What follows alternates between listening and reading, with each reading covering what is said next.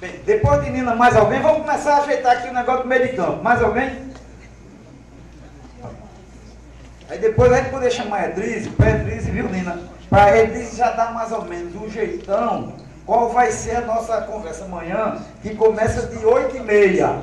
E amanhã é o lance da cultura. Pô, Nina estava lá no dia da entrevista, né? Boa tarde a todos. Eu fiquei tão emocionada quando eu vi a entrevista, porque eu estava com o Roberto no dia. E antes de começar, eu até conversei um pouco com Clara, e eu já dava assim, um depoimento sobre esse sentimento que eu tenho em relação ao professor Moacir de Góes, que eu conheci através de Maílde, que eu tenho assim, um grande carinho e respeito também. Na época que eu estava pesquisando durante o meu mestrado, que foi uma análise das políticas do governo de Djalma Maranhão, e Maílde teve uma importância enorme, porque ela intermediava, né? E sempre que o professor Moacir vinha a Natal, ela conseguia um espaço na casa de familiares, e eu ficava assim, eu era uma jovem pesquisadora, não é? E eu ficava assim, muito encantada, como é que um homem daquela experiência, né, no campo da educação, um professor reconhecido, um mestre, né, para todos nós dessa área da educação, como que ele recebia, não é, uma iniciante, né, na pesquisa, ainda aprendendo, não é? E quando eu chegava, ele me tratava assim de uma maneira tão cordial, né, tão gentil. E eu aprendi tanto, né, nesses encontros, e não foram apenas um, eu acho que se repetiram, né, acho que foram uns 3 ou 4. E eu ia lá com o meu gravadorzinho, né, às vezes falhava, e ele dizia, não, Nina, calma, eu fico aqui o tempo que for necessário. Então, eu queria dar esse depoimento assim, de público, que é preciso reconhecer a grandeza desse mestre, né, que é o professor Moacir de Góes. E diria que a marca, né, as marcas do governo de Djalma Maranhão tem muito a ver com o compromisso, né, de vida desses que estiveram com ele durante os 2 mandatos, né? Esses jovens, muitos deles, como Josemar dizia, né, estudantes ainda, que correram riscos. E às vezes também, que eu conversei com a professora Maílde, eu sentia o quanto ela se esforçava para falar sobre os momentos grandiosos, né, do ponto de vista assim, do alcance dos objetivos, mas também do sofrimento que tudo isso provocou, né, depois daquela história de 64 que todos nós já conhecemos. Mas mesmo assim, nunca se negaram, né, esses que eu tive contato, a professora Maílde, Omar Pimenta, o professor Moacir, de falar, e mesmo isso trazia à tona assim, grandes momentos de lembranças boas, mas também de muito sofrimento. E acho que nunca foi tão atual e necessário se falar sobre Djalma Maranhão, né? O homem de Djalma Maranhão, mas o administrador de Djalma Maranhão. No momento em que esse país, a gente tem assim, um movimento de começo de desesperança, parece, de muitos de nós que tem uma tendência assim, de generalizar como se todos os homens públicos tivessem os mesmos comportamentos, as mesmas atitudes, e não é verdade, né? Muitos homens éticos ainda existem na política e existiram também, né? O próprio professor Moacir de Góes disse que Djalma fazia um governo, não é, com as condições que tinha, que não eram muitas, mas conseguia fazer porque não levava para casa, né? Se não levar para casa, se faz muita coisa no campo, né? Na esfera pública, né? Se não levar para o privado, se faz na esfera pública. E é assim que esses homens fizeram. Não perderam, né, a liberdade do exercício público porque não foram éticos, mas porque se comprometeram com outros projetos que naquele momento não foi possível, né?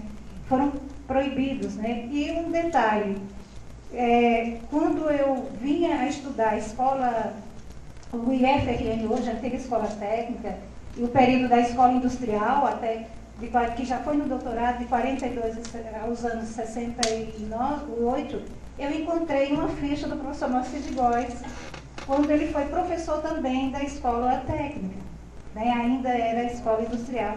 E naquele período dos anos 60 ele também perdeu o contrato lá. se não me engano, era de professor de história, se não me falha a memória. Então foi um tempo curto, mas ele também foi professor de lá. Então eu queria só externar esse depoimento, esse grande respeito por esses homens públicos, éticos, e que cada um de nós tem, eu acho que, o dever de falar para as novas gerações que nunca ouviram falar desses homens. Obrigada. Vamos finalmente, né? Alguém para ser a derradeira? Então, vou pedir ao companheiro Edris, vamos começar agora a preparar o meio de campo para amanhã, né? Engraçado, viu, Nina? Falando com o Geniberto, quando Geniberto deu aquela digressão, aquela viajada legal, eu disse, rapaz, escolhe o Tustial, estudei ali perto. Aí eu também dei a minha, porque ali, quase vizinha ali na esquina, na Rio Branco 777, era o velho Pedro Montes, meu avô, né? Eu em 60, eu tinha 5 anos de idade, eu morria de medo quando subia aqueles pum, pum, como você correndo. Então amanhã a gente vai entrar agora na parte de cultura, né? Dessa preparada, e depois a gente volta para a mesa, companheiro Edris, que é da nossa comissão do Senhor. Boa tarde a todos, boa tarde, componentes da mesa, boa tarde ao público.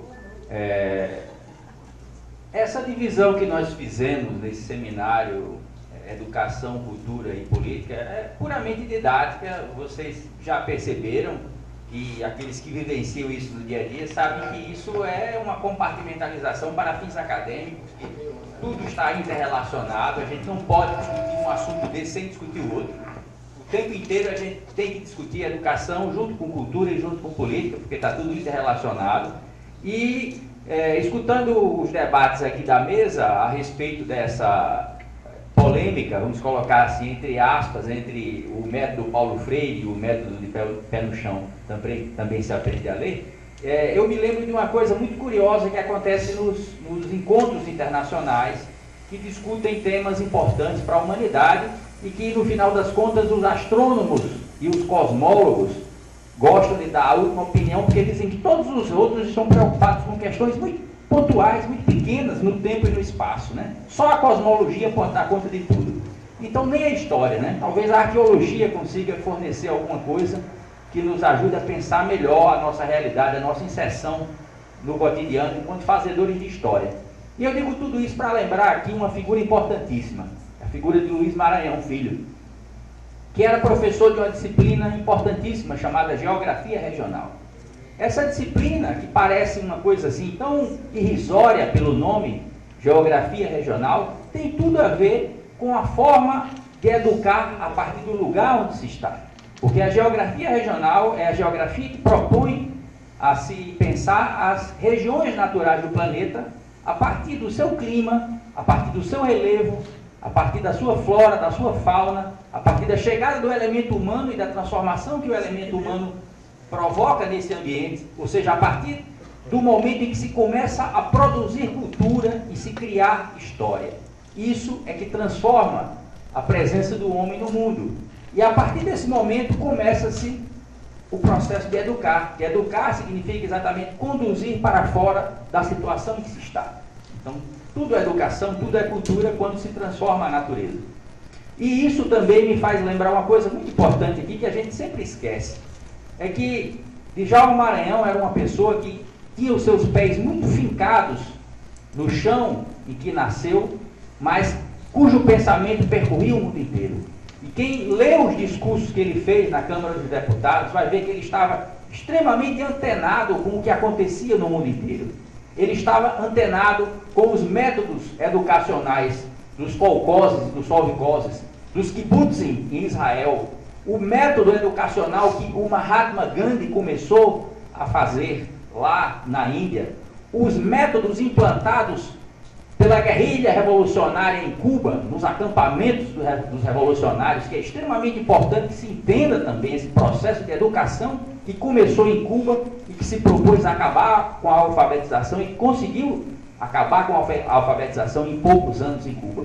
De forma que amanhã eu vou falar um pouco sobre isso e vou lembrar uma figura importantíssima, uma figura que era muito lembrada sempre por Luiz Maranhão e por Djalma Maranhão, chamado José Martí, o grande filósofo da Revolução Cubana contra as tropas espanholas. E lembrar que José Martí se exilou em Nova York.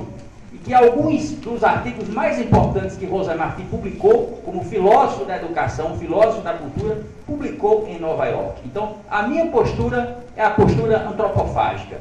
Eu gosto daquilo que os gringos produzem para comer e beber. E depois transformar em algo que seja proteína e pensamento nosso. Então, vamos tentar fazer isso aqui amanhã, vamos tentar fazer uma grande pagelança, tentando ver o que é que a gente pode aproveitar dos gringos, mas sem esquecer da nossa rapadura e do nosso amendoim. Muito obrigado.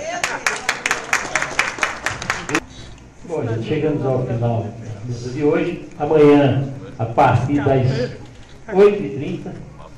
8h30, a primeira mesa, Antônio Marques, comissão, faz parte do coordenador da mesa, Antônio Marques, secretária da mesa, Maria do Carmo Silva, projeção da maquete da Galeria de Arte, explicações técnicas de Gabriel Monte, 15 minutos, trecho do DVD de Maíldo Pinto, 7 minutos, palestra DDC, Departamento de Documentação e Cultura, sua origem e sua ação na administração de João Maranhão, é o professor Paulo de Tássio Corrêa de Melo. Conceito de cultura e arte popular na administração de João Maranhão, Edris Fernandes. Cultura e participação na gestão de João Maranhão, Antônio Capistrano, sou eu. Pronto, e depois apresentar o Grupo Folclore, Praça da Cultura, falando sobre essas questões que fizeram parte do programa de João Maranhão. Eu quase tomo o microfone, porque tem duas coisas legais. Amanhã, a escola de João Maranhão botou para quebrar. Amanhã vai ter o corpo de roda de João Maranhão. Né? Amanhã vai ter o corpo de roda de João Maranhão da escola. E na sexta-feira, o boi de rei de Manuel Marieiro. Pronto, gente. Obrigado e até amanhã. Convido mais gente para participar amanhã aqui dos debates. E Zé Herrera, lançamento do livro do DVD. O Assis.